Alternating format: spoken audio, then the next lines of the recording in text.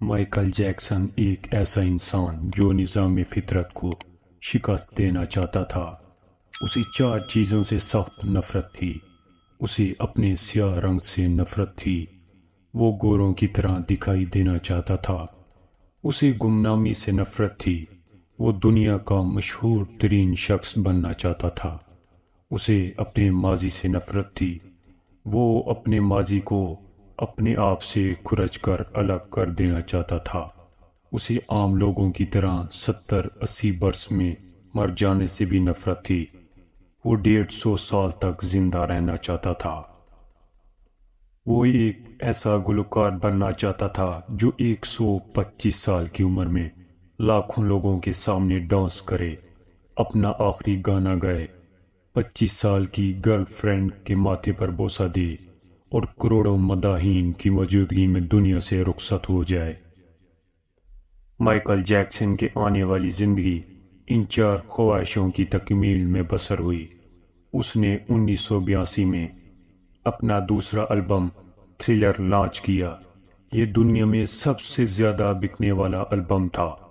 ایک ماہ میں اس کی 6.5 کروڑ کاپیاں فروخت ہوئی تھیں اور یہ grains book of world record کا حصہ بن گیا تھا۔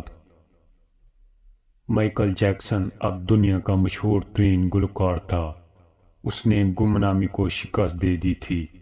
مائیکل نے اس کے بعد اپنی سیاہ جلد کو شکست دینے کا فیصلہ کیا اور پلاسٹک سرجری شروع کرا دی۔ امریکہ اور یورپ کے 55 چوٹی کے پلاسٹک سرجنز کی خدمات حاصل کی، یہاں تک کہ 1987 تک مائیکل جیکسن کی ساری شکل و صورت، جلد، نقوش اور حرکات و سکنات بدل گئیں۔ سیاہ فام مائیکل جیکسن کی جگہ گورا چٹا اور نسوانی نقوش کا مالک ایک خوبصورت مائیکل جیکسن دنیا کے سامنے آ گیا۔ یوں اس نے اپنی سیاہ رنگت کو بھی شکست دے دی۔ اس کے بعد ماضی کی باری آئی۔ مائیکل جیکسن نے اپنے ماضی سے بھاگنا شروع کر دیا۔ اس نے اپنے خاندان سے قطع تعلق کر لیا۔ اس نے اپنے ایڈریسز تبدیل کر لیے۔ اس نے کرائے پر گورے ماں باپ حاصل کر لیے اور تمام پرانے دوستوں سے بھی جان چھڑا لی۔ ان تمام اقدامات کے دوران جہاں وہ اکیلا ہوتا چلا گیا، وہاں وہ مصنوعی زندگی کے گرداب میں بھی پھنس گیا۔ اس نے خود کو مشہور کرنے کے لیے ایلوس پریسلے کی بیٹی لیزا میری پریسلے سے شادی کر لی۔ اس نے یورپ میں اپنے بڑے بڑے مجسمے بھی لگوا دیے اور اس نے مصنوعی طریقہ تولید کے ذریعے ایک نرس ڈیبی رو سے اپنا پہلا بیٹا پرنس مائیکل بھی پیدا کرا لیا۔ ڈیبی رو کے بطن سے اس کی بیٹی پیرس مائیکل بھی پیدا ہوئی۔ اس کی یہ کوشش بھی کامیاب ہو گئی۔ اس نے بڑی حد تک اپنے ماضی سے بھی جان چھڑا لی، لہذا اب اس کی آخری خواہش کی باری تھی۔ وہ 150 سال تک زندہ رہنا چاہتا تھا۔ مائیکل جیکسن طویل عمر پانے کے لیے دلچسپ حرکتیں کرتا تھا۔ مثلاً وہ رات کو آکسیجن ٹینٹ میں سوتا تھا۔ وہ جراثیم، وائرس اور بیماریوں کے اثرات سے بچنے کے لیے دستانے پہن کر لوگوں سے ہاتھ ملاتا تھا۔ وہ لوگوں میں جانے سے پہلے منہ پر ماسک چڑھا لیتا تھا۔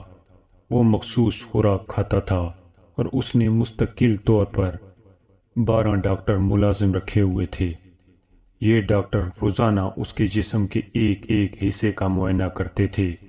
اس کی خوراک کا روزانہ لیبارٹری ٹیسٹ بھی ہوتا تھا اور اس کا سٹاف اسے روزانہ ورزش بھی کراتا تھا۔ اس نے اپنے لیے فالتو پھیپھڑوں، گردوں، آنکھوں، دل اور جگر کا بندوبست بھی کر رکھا تھا۔ یہ وہ ڈونر تھے جن کے تمام اخراجات مائیکل اٹھا رہا تھا، اور ان ڈونرز نے بوقت ضرورت اپنے اعضاء اسے عطیہ کر دینے تھے۔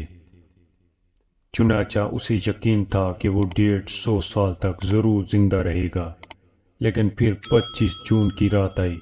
اسے سانس لینے میں دشواری پیش آئی۔ اس کے ڈاکٹرز نے ملک بھر کے سینئر ڈاکٹرز کو اس کی رہائش گاہ پر جمع کر لیا۔ یہ ڈاکٹرز اسے موت سے بچانے کے لیے کوشش کرتے رہے، لیکن ناکام ہوئے تو اسپتال لے گئے۔ وہ شخص جس نے 150 سال کی منصوبہ بندی کر رکھی تھی، جو ننگے پاؤں زمین پر نہیں چلتا تھا، جو کسی سے ہاتھ ملانے سے پہلے دستانے چڑھا لیتا تھا، جس کے گھر میں روزانہ جراثیم کش ادویات چھڑکی جاتی تھی، اور جس نے 25 برس تک کوئی ایسی چیز نہیں کھائی تھی جس سے ڈاکٹروں نے اسے منع کیا ہو، وہ شخص صرف 50 سال کی عمر میں اور صرف 30 منٹ میں انتقال کر گیا۔ اس کی روح چٹکی کے دورانیے میں جسم سے پرواز کر گئی۔ مائیکل جیکسن کے انتقال کی خبر گوگل پر 10 منٹ میں 8 لاکھ لوگوں نے پڑھی۔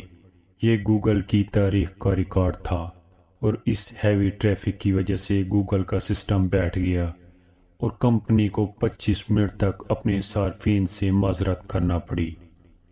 مائیکل جیکسن کا پوسٹ مارٹم ہوا تو پتہ چلا کہ بہت زیادہ احتیاط کی وجہ سے اس کا جسم ڈھانچہ بن چکا تھا۔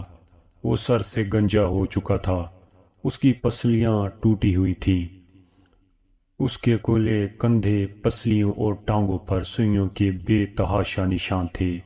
وہ پلاسٹک سرجری کی وجہ سے پین کلرز کا محتاج ہو چکا تھا، چنانچہ وہ روزانہ درجنوں انجیکشن لگواتا تھا، لیکن یہ انجیکشنز، یہ احتیاط اور یہ ڈاکٹرز بھی اسے موت سے نہیں بچا سکے، اور وہ ایک دن چپ چاپ اس جہاں سے چلا گیا، اور یوں اس کی آخری خواہش پوری نہ ہو سکی۔ مائیکل جیکسن کی موت ایک اعلان ہے۔ انسان پوری دنیا کو فتح کر سکتا ہے، لیکن وہ اپنے مقدر کو شکست نہیں دے سکتا۔ وہ موت اور اس موت کو لکھنے والے کا مقابلہ نہیں کر سکتا، چنانچہ کوئی راک سٹار ہو یا فرعون، وہ 2 ٹن مٹی کے بوجھ سے نہیں بچ سکتا۔ وہ موت کو شکست نہیں دے سکتا، لیکن حیرت ہے کہ ہم مائیکل جیکسن کے انجام کے بعد بھی خود کو فولاد کا انسان سمجھ رہے ہیں۔ ہمارا خیال ہے ہم موت کو دھوکہ دے دیں گے، ہم 150 سال تک ضرور زندہ رہیں گے۔